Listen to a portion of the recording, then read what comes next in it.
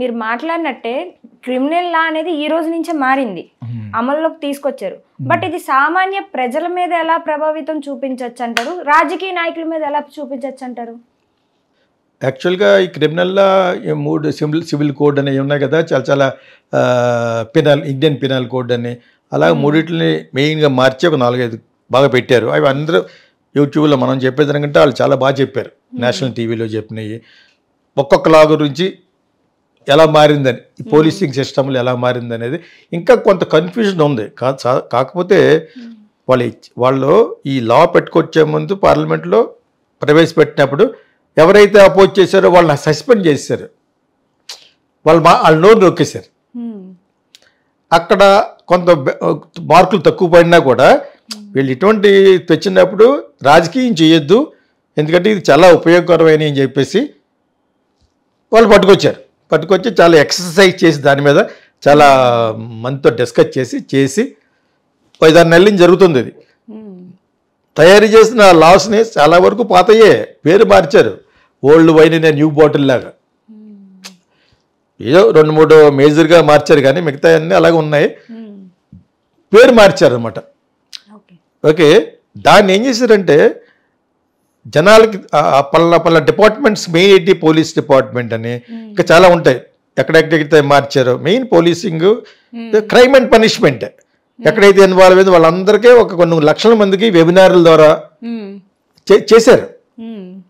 చాలా మందికి తెలియదు కాబట్టి మనం తెలుగులో చెప్తున్నాం. వెబినార్ల ద్వారా డైరెక్ట్గా ఫిజికల్గా ఎక్స్ప్లెయిన్ చేయడం, మీటింగ్లు పెట్టడం, ఇలాగ ట్రైనప్ చేశారు. ఇప్పుడు తెలియాలి కదా, ఇలా మార్చాం, ఇలా చేయాలి, ఇలా చేయాలని పోలీస్ డిపార్ట్మెంట్కి మొట్టమొదటి తెలియాలి, లీగల్ డిపార్ట్మెంట్ తెలియాలి, అంటే లాయర్స్ తెలియాలి, జడ్జిలకు తెలియాలి, జస్టిస్ సిస్టమ్ మొత్తం తెలియాలి. ఎందుకంటే కొన్ని కోట్ల ఎవరో కేసులు ఉండిపోయినాయి అన్సాల్వ్డ్గా. ఇప్పుడు వాటి పరిస్థితి ఏంటి? అందుకనే ఇందులో ఒక లా ఏం పెట్టారంటే మోర్ దాన్ 6 months ఏది ఉండకూడదు, ఫినిష్ చేసేయాలని ఉంది. ఈ చేసినా కూడా పాతవి ఉన్నాయి కదా, ఆ పాత ఆటలు ఏం చేయాలి అనేది ఇప్పటివరకు ఎవరు కాదు, పెద్ద అంతుపాటుని అంత చెక్కన ఇదని చెప్పేసి కపిల్ సిబ్బలు ఇంకెవరెవరో చెప్తున్నారు ఆ పాత కేసుల్లో పరిస్థితి ఏంటని. బికాజ్ ఇది ఈ రోజు నుంచి వస్తుంది ఈ లా. ఓకే, నిన్నకు జరిగినా కూడా ఒప్పుకోరు. అంటే ఇది అప్లై అవ్వాలంటే from today onwards, that is yesterday అనుకుంటా, ఆన్వర్డ్స్ ఎస్టర్డే మిడ్నైట్ నుంచి జరిగింది. ఈ క్రిమినల్ లా గురించి మనకంటే ఎక్కువ పలానా డిపార్ట్మెంట్ వాళ్ళకి చెప్పారు. వాళ్ళు మిల్లిగా సోషల్ మీడియాల ద్వారా వాళ్ళని కూడా ఇంటర్వ్యూ చేస్తే వాళ్ళందరూ ఒక్కొక్కటి మిల్లికి చెప్పు ఉంటే ఈ కన్ఫ్యూజన్, ప్రస్తుతం కన్ఫ్యూజన్ ఉంది, లాయర్స్లోనే కన్ఫ్యూజన్ ఉంది. పొద్దున్న లెక్షన్ కానీ సాయంకాలం వరకు కేసులతోటే బతికే వాళ్ళు లాయర్స్ కదా, పిరుగు మీద పిండాకుడిలాగా. అంచేత వాళ్ళకి తెలిసి ముందు వాళ్ళ తర్వాత మనకు తెలియాలి. మనకే ముందు అన్ని తెలిసిపోవు. Because it's a new system. ఎప్పుడో 1800లో పెట్టిన బ్రిటిష్ వాళ్ళు చేపెట్టింది. ఐ డోంట్ నో అసలు ఆ రోజుల్లోనే కాన్స్టిట్యూషన్ రాసినప్పుడు అంతటి మేధావి అంబేద్కర్ గారు ఎందుకు అనిపించలేదు నాకు, అది అప్పుడే మార్చేయాలి అసలు. ఆయన ఏంటి కాన్స్టిట్యూషన్ రాసిన తర్వాత దీన్నే 10 సంవత్సరాల తర్వాత మార్చుకుంటారా అంటే ఇప్పటి వరకు మార్చలేదు.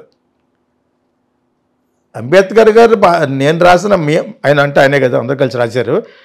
దాన్ని కొంతకాలం తర్వాత పాత పడిపోతే మీరు మళ్ళీ మార్చుకోండి చట్టాలనే చెప్పేసి అంటే ఆయన్ని ఒక దేవుడు చేసేసి ఇలా చూపిస్తూ ఉంటాడు. మన ఊర్లో పక్కన మాలపిల్లి ఉంటుంది అనమాట, ఇలా చూపిస్తాడు. అంటే ఏంటి, ఆయన సొంతమా? ఆయన మాకు సొంతమే, అంత గొప్పగా రాశాడు ఆయన. మీకు అర్థమైందే? ఎవడ పడితే ఓట్లు కావాలనుకుంటే ఒక 1000 కోట్లు పెట్టి కట్టేయడమే. అవసరం కదా హైదరాబాద్లోనే ఆయన కట్టమన్నాడా? వేద కట్టేశారు. ముందు ఆ డబ్బు జనాలకు పంచిపెట్టు. కేసీఆర్ అనే మూర్ఖుడు చేసిన పని అది. Who asked you to build such a big one? Is it necessary? అదేవిధంగా మోడీ గారు సర్దార్ వల్లభాయ్ పటేల్ని 3600 కోట్లు పెట్టి కట్టాడు. పోలవరానికి ఒక గతి లేదు, విగ్రహం పెట్టాడు, ఏమొస్తుంది నీకు బాబు? ఇలా మాట్లాడుకుంటా పోతే చాలా ఉంటాయి, అవి కొంచెం కొంచెం మాట్లాడాలి, లేకపోతే పొలోమంట అయిపోతుంది. మీ ఎడిటర్ ఎక్కడ కట్ చేయాలో తెలియదు. అదేందా? అంటే ఇది కొత్తలా అనేది వచ్చింది, మనకు అర్థమయ్యే పొజిషన్ ఇంకొక 4-5 నెలలు పడుతుంది. ఎందుకంటే అవి చాలా చాలా ఆలోచించి కొంచెం చేంజ్లు చేసుకుంటూ పెట్టినాయి కదా. అంచేత అది ముందు పోలీసులకి అవగాహన వచ్చింది, ఇప్పుడు రాలేదన్నారు కాదు, వచ్చింది. వాళ్ళకి ఆల్రెడీ ట్రైనప్ చేశారు, వెబినార్లు పెడతారు, ఇంకా పెడతారు. ఇది ఒక లెవెల్కి వస్తుంది ఒక 2-3 monthsలో. అప్పుడు మనకు తెలియాలంటే వాళ్ళు మీలాంటి వాళ్ళు వెళ్ళి ఇంటర్వ్యూ చేయాలి. పెద్ద లెవెల్ కానీ చిన్న లెవెల్ వరకు పోలీస్ స్టేషన్లో ఏ కేసు ఎలాగ ఉంటుంది. ఓకే, ఇప్పుడు ఏదో జీరో దాన్ని ఏమంటారు, మనం ఫైల్ చేస్తాం case, first FIR, zero FIR అనేది ఇంకోటి వచ్చింది. ఎఫ్ఐఆర్ ఎక్కడి నుంచి అయినా చేసుకోవచ్చు, ఏ పోలీస్ స్టేషన్లో చేసుకోవచ్చు అని రకరకాలు వచ్చినాయి. ఇవన్నీ ఒక లెవెల్ వరకు నాకు తెలిసినాయి.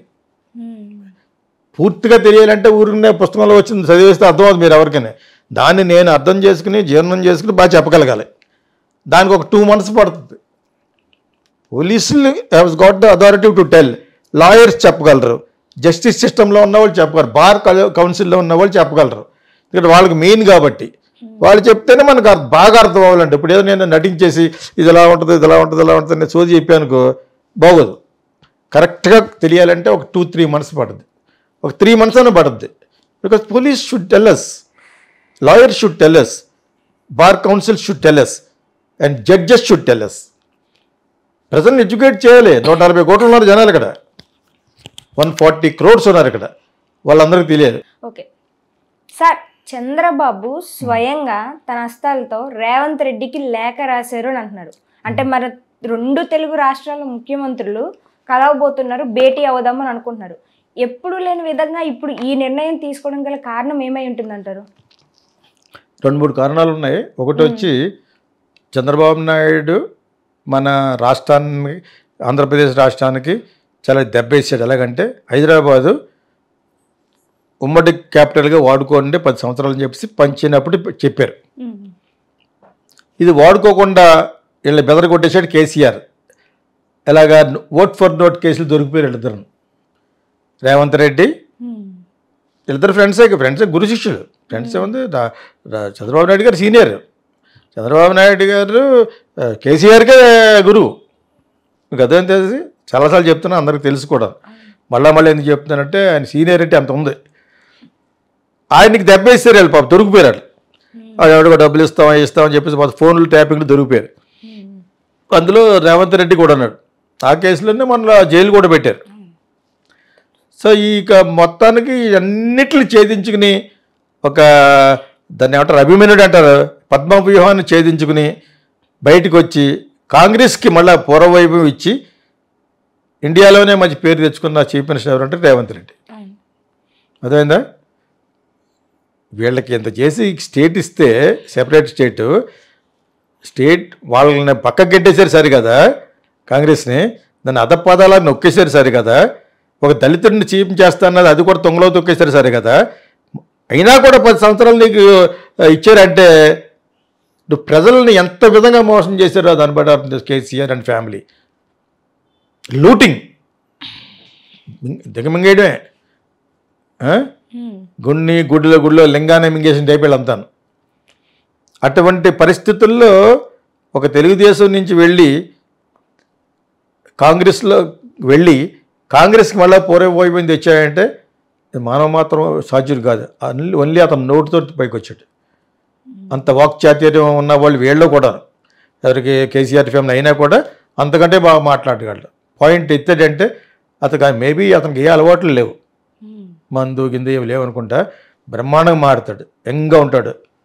ఎవరు, రేవంత్ రెడ్డి పొద్దున్న లేస్తే సాయంకాలం వరకు ఎవరితో మాడతాడు, చంద్రబాబుతో మాడతాడు. ఇక్కడ ఎలా రాజకీయం చేయాలో కూడా ఆయన చెప్తాడు. నాకు వేరే ఫోన్ ఉంటుంది, ఎలా మాడతారని నేను చెప్పినప్పుడు ఏ ఫోన్లో మాడుతున్నాడు, ఏ నెంబర్లో మాడుతున్నాడు అని చెప్పలేను. కానీ వాళ్ళకి ఏ ఉంటాయి కదా, అంత శిష్యుడైన. ప్లస్ ఏమో ఇక్కడ పంచవలసి సరిగ్గా పంచలేదు, పంచమని అడగడానికి దమ్ము లేదు చంద్రబాబు నాయుడుకి. ఎందుకంటే 10 సంవత్సరాలు పారిపోయి ఎక్కడికి అమరావతి కొన్ని అక్కడ సాధించలేదు, ఇక్కడ ఉండలేకపోయాడు. ఆయన ఇల్లు అంటూ ఉంటుంది తప్పితే ఏదో నామకా వస్తే అక్కడ ఇల్లు కట్టారు. వాళ్ళ లెవెల్కి అక్కడ ఇల్లు కట్టడం పెద్ద ఏముంది, అమరావతిలోనూ కట్టగలరు కదా. చంద్రబాబు నాయుడు లెవెల్కి పెద్ద విషయమా? వాళ్ళ సొంతంగా అంత కట్టేసి సొంత డబ్బులు చేస్తారు అంటారని చెప్పేసి మరి ఏదో తగు మాత్రం కట్టారు. బాగుంటుంది, చాలా బాగుంటుంది ఆయనకి. ఆయన ఒకటే కదా ఏముంటారు, ఆయన కూడా చాలా బాగుంటుంది. మీకు అర్థమైందే. సో ఎందుకు వెళ్ళిపోయాడు, ఇక్కడ రానివ్వట్లేదు, తవరేశాడు కేసీఆర్, అలా పెట్టి షెట్ ఫిట్టింగ్ కేసు. వచ్చావా మళ్ళీ ఓపెన్ చేస్తాను కేసు అని, కేసు ఓపెన్ చేసి వెళ్ళిపోతాడు లోపలికి, అసలే అపోజిషన్లో ఉన్నాడు, లోపలికి వెళ్ళిపోతాడు అలా బెదిరించేసి. ఇప్పుడు slow and steady wins the race, నిదానమే ప్రధానం అనే దానికి తార్కాణమే చంద్రబాబు నాయుడు. జాగ్రత్తగా నిదానంగా ప్లాన్ చేశాడు. ఇక్కడ మళ్ళీ తెలుగుదేశం కూడా మళ్ళీ వస్తుందంటే కూడా ఆశ్చర్యం లేదు. అలా తెలుగుదేశాన్ని, ఇక్కడ తెలుగుదేశంలో ఉన్నప్పుడు ప్రెసిడెంట్ ఉండేవాడు రమణ అన్న, అతను నా ఫ్రెండే, అది తరతలోకి వెళ్ళి బీఆర్ఎస్లోకి వెళ్ళిపోయినట్టున్నాడు. మళ్ళీ ఎస్టాబ్లిష్ చేస్తారు. ఇప్పుడు దానికి ఎవరు దోహదపడతారు, రేవంత్ రెడ్డి దోహదపడతాడు. మీకు అర్థమైందా. ప్లస్ ఇక్కడ రావాల్సిన చాలా ఉన్నాయి ఆస్తులు, వీళ్ళు వడ్డంగా పట్టుకుపోయారు వీళ్ళు తెలంగాణ. ఇప్పుడు అవన్నీ కూడా రేవంత్ రెడ్డి చేస్తాడు. వీళ్ళు అడ్డుకునే దాన్ని ఏమంటారు, వ్యతిరేక పార్టీ ఉంటుంది కదా ప్రతిపక్షంలాగా, జనం ఉన్నా కూడా ప్రతిపక్షం వాళ్ళందరినీ కొరేస్తాడు ఈలోగా. రేవంత్ రెడ్డి కాంగ్రెస్లో కలిపేసుకున్నాడు. పవర్ లేకుండా నువ్వు అక్కడ ఉండి ఏం చేస్తావు, వాళ్ళ వెనకాల ఉంటే నీకేం ఉండదు. ఇంకా అక్కడ ఉన్నవాడల్లా గ్లామర్ ఉన్న మన వీడియోలు చెప్పాం, బీఆర్ఎస్ కనుక టీఆర్ఎస్ ఉందాం పోనీ, బీఆర్ఎస్ అని పేరు పెట్టడమే బ్యాడ్ వాళ్ళకి. ఎప్పుడైతే పేరు మార్చారో అవుట్ ఆ పార్టీ. సో మళ్ళా టీఆర్ఎస్నే అందులో ఉన్న వాళ్ళు హీరో ఎవరంటే కేసీఆర్ నేను కాదే, అది అతను ఉన్నప్పుడు రాష్ట్రం విడిపోయింది అని చెప్తే వాళ్ళ సొంత పార్టీ ఎలాగ అవుతుంది. సో టీఆర్ఎస్ పార్టీకి గ్లామర్ ఉన్న హీరో ఎవరంటే next Harish Rao. Harish Rao is going to be the hero of the Telangana, take my word. KTR ముందుకు వచ్చిన ఓట్లు వేయరు, కేసీఆర్ ముందు వచ్చిన ఓట్లు వేయరు. కేసీఆర్ హాస్పిటల్లోకి వెళ్ళిపోయి గడ్డం పెంచేసి ఎటువంటి ఆస్కార్ పెర్ఫార్మెన్స్ చేసినా ఓటు వేయరు. ఆ అమ్మాయి కూడా రానివ్వరు. ఓకే, దురాశ అమ్మాయికి, కవితకి. సో వీళ్ళు ముగ్గురు కాకుండా ఇంకొకళ్ళు ఎవరో సైలెంట్గా ఉన్నవాడు, ఎంతకాలం బాగా మాట్లాడగలిగి మంచి గ్లామర్ ఉన్నవాడు ఎవడు, హరీష్. అతనికి మంచి పేరే ఉంది, చెడ్డ పేరు లేదు. అది ఎన్నో మనం మాట్లాడుకున్నాం ఒకసారి మనం. సో అది అతను బిల్డప్ చేస్తాడు. నెక్స్ట్ ఎంతకాలం పట్టదు, 5 సంవత్సరాల తర్వాత వచ్చేస్తారు సీన్లోకి వెళ్ళాలి. ఎందుకంటే వీళ్ళకి యాంటీ ఇన్కంబెన్స్ వస్తుంది. అప్పటికి రాకుండా ఉండాలంటే చంద్రబాబు నాయుడుకు వీళ్ళిద్దరూ ఐడియాలు వేసేది చేయాలి. ఇప్పుడు పంచడంలో ఎక్కువ పని చేసినా, ఇప్పుడు ఏమైనా ఇచ్చినా కూడా వీళ్ళు హరీష్ రావు వాళ్ళు చూస్తూ ఉంటారు, చంద్రబాబు నాయుడుకి ఇచ్చాడు అని అంటారు. అది చాలా జాగ్రత్తగా చేస్తారు ఇప్పుడు. కాకపోతే ఇక్కడి నుంచి చాలా ఆస్తులు రావాలి. అడగడానికి నోరు పోయింది అతనికి, ఎవరికి, చంద్రబాబు నాయుడికి, ఆయన చేసిన పొరపాటుకి. అందుకనే అడిగి వెళ్ళిపోలేదు. 10 సంవత్సరాలు ఎందుకు ఓడుకోలేదు నువ్వు? 10 సంవత్సరాలు అయిపోయింది, ఇప్పుడు 10 సంవత్సరాలు. ఆ 10 years it was other AP property కూడా ఇదే. ఆఫ్టర్ ఆల్ అతను చాలా డెవలప్ చేశాడు హైదరాబాద్ని. Yes, developed it. ఓకే, దానికి ముందు చేస్తుంది, తర్వాత చేసింది. ఆయన డెవలప్ చేసిన 25% చేసిన తర్వాత కంప్లీట్ చేసిందల్లా జగన్లాగా కూల్ చేయడాలు చేయలేదు. అది దాన్ని ఎదరికి ప్రొసీడ్ చేసింది YS Rajasekhara Reddy. Express way, airport, ఇవన్నీ కూడా ఇతను స్టార్ట్ చేసినప్పుడు చేసినాయి. మనోడు స్లో. చంద్రబాబు నాయుడు గారు పెద్ద స్పీడ్ కాదు, పనులు వెంటనే అవనివ్వడం. అది ఆ బ్యాడ్ ఇప్పుడు పోతుంది మనలాంటి వీడియోలు చూసి. పనులు ఫాస్ట్గా చేయాలంటే వైఎస్ రాజశేఖర రెడ్డి మొత్తం ఇండియాలో. మీకు అర్థమైనప్పుడు హీఈస్ ద కింగ్. నేను ఆయనకే పనిచేశాను, జీతానికి కాదు, డబ్బులు ఇస్తే అడ్వర్టైజింగ్ చేశాను ఒక 4 years. అప్పుడే వచ్చారు హైదరాబాద్. నన్ను రప్పించారు అక్కడికి. ఒక ఫ్యూ ఐఏఎస్ ఆఫీసర్లు, 2-3 మినిస్టర్లు పిలిస్తే నేను వస్తే నాకు ఇంత వర్క్ ఇస్తే చేస్తా అని చెప్పాను సీఎం తోటి. తీసుకోన్నాడు ఆయన, చేశాను అంతే. స్కాములు కాదు, స్కామ్ చేయడానికి చూసింది ఈనాడు రాసింది ఒకసారి, నిలబడలేదు. నేను స్కామ్లో ఎంటర్ అవ్వను. నేను పక్కాగా ఆర్డర్ ఇచ్చితే చేస్తాను. స్కామ్లు చేయడాలు, అవి చేయడాలు, కింద ఆమెలు చేయడాలు చేయను నేను. చెత్తది ఆ లైఫ్. వచ్చే తక్కువైనా కూడా యూ షుడ్ డూ ఓన్లీ అథెంటికల్గా, రైట్ఫుల్గా చేయాలంటాను నేను. సో అదే ఆయనే కరెక్ట్, వైఎస్ రాజశేఖర ఇటువంటి చేయడానికి. అదేవిధంగా వాళ్ళ అబ్బాయికి కూడా కిట్ ప్రోకోలో సంపాదించుకున్నాడు. లేదా అప్పుడు ఆయన ఫైనాన్షియల్ పొజిషన్ బాగున్నప్పుడు ఒక్కసారి ఇన్ని 1,00,000 కోట్లు ఉండదు, కానీ ఇన్ని 1,000 కోట్లు, 1,000 కోట్లు అంటే ఎలా కనపడుతుంది మీకు అందరికీ? చాలామందికి వీడు 2 లక్షల కోట్లు, వీడు 2 లక్షల కోట్లు అంటున్నారు. What is this? మన ఆంధ్రాలో తెలంగాణలో విన్నటువంటి ఇవి వేరే రాష్ట్రాల్లో కనపడదు మనకి. ఒక 2,000 కోట్లు ఉంటుంది, ఆ ప్రాజెక్ట్ ఇస్తారు, దానికి కిక్ బ్యాక్స్ అని చెప్పేసి మినిస్టర్ వాళ్ళకి ఒక 400 కోట్లు 500 కోట్లు ఖర్చు పెట్టాలి. ఆ 1500 కోట్లను కట్టాలి. ఎలా కడతారు? 15 రూపాయలు భోజనం పెట్టమంటే రోజులు ఏం పెడతాడు? పురుగులు తోడిన అన్నం పెడతాడా? అటు అలా కడతాడు. అందుకనే కాళేశ్వరం పడిపోయింది, దిగిపోయింది గుంజలో కిందకి. సిగ్గులేదు. ధవళేశ్వరం 100 సంవత్సరాల కంటే ఎక్కువైంది, అది కాటన్ ధర కట్టింది. వీళ్ళు నిన్న కాక మొన్న కడితే కొనుక్కొని అక్కడ అంటున్నాడు ఆయన, ఎవరో కేసీఆర్. అక్కడ అలా జరుగుతూ ఉంటాయట. కేటీఆర్ కూడా. కామన్ సెన్స్ లేదా? Are you not educated man to talk like that?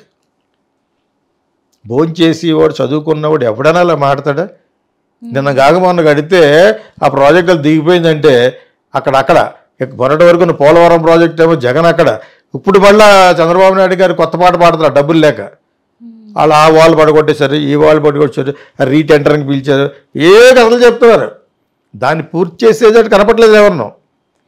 That is politics. Politicians వాళ్ళు సంపాదించుకున్న తర్వాతే నీకు ఖర్చు పెడతారు. నీ కోసం ప్రజల కోసం ఖర్చు పడిపోయి చెవట ఉట్టేసి కట్టి సినిమాలు చూపిస్తూ ఉంటారు కదా, పారేస్తానే తవేస్తూ ఉంటాడు ఎన్టీ రామారావును, కృష్ణ గారు పాడి పంటల్లో పాడేస్తూ ఉంటాడు. అవి కాదు ఇక్కడ. అవన్నీ సినిమాలో పాడితే ఇలా అనగానే మేము కూడా అంతే అడ్వర్టైజ్మెంట్ అలా చూపించాం, జలయజ్ఞం మీద చేసాం. ఇలాగ వెళ్తాడు అలాగే వెళ్తాడు, వైఎస్ రాజశేఖర సంతకం పెడతాడు, నీళ్ళు వచ్చేస్తూ ఉంటాయి. అలా నేను చూపించాను, నన్ను అలా చూపించమన్నారు కాబట్టి. అదేంటప్పుడు ఆయన కూడా అలా చూపించాడు చంద్రబాబు నాయుడు గారు. సింగపూర్ని తీసుకొచ్చి 2 పిక్చర్స్ అమరావతిలో ఫిక్స్ చేశారనమాట. అది ఇప్పుడు కాదు 100 సంవత్సరాలు కూడా అలా అవుతుంది. అదేంటప్పుడు మీకు అదే 3 రాష్ట్రాలు 3 ప్లేసుల్లో క్యాపిటల్ ఉండడమే కరెక్ట్. అన్నీ అందరికీ తప్పని చెప్పకూడదు. అలాగని చెప్పేసి అతను అక్కడ కట్టి అన్నీ కూడా చెడదొప్పాడు మనోడు జగన్. మొక్కలు బోల్ చేసేటట్టుగాను అన్నం తినేవాడు ఎవడో చేస్తాడు. మాలాంటి ఎడ్యుకేటెడ్ ఎలాగన్నామంటే 3 చోట్ల ఉంటే 3 ప్లేసులు సంపాదించుకుంటారు, 3 చోట్ల రియల్ ఎస్టేట్ కూడా పెరుగుద్దని. ఒక్క అమరావతిలోనే పెట్టమని కాదు, విశాఖపట్నం కరెక్ట్. ప్లస్ అమరావతిలో కూడా చేయాలి. అమరావతిలో వదిలేయమంటే రాజుగారి పెద్దవారి మంచిది కదా, చిన్నవారిని చంపేమనా ఏంటిది? అక్కడ అలా చంపేశాడు. అక్కడ బ్రహ్మాండంగా ఇప్పుడు దాన్ని మళ్ళీ రీకన్స్ట్రక్ట్ చేస్తామని పేరు మీద కొన్ని వేల కోట్లు అంటారు. ఇప్పుడు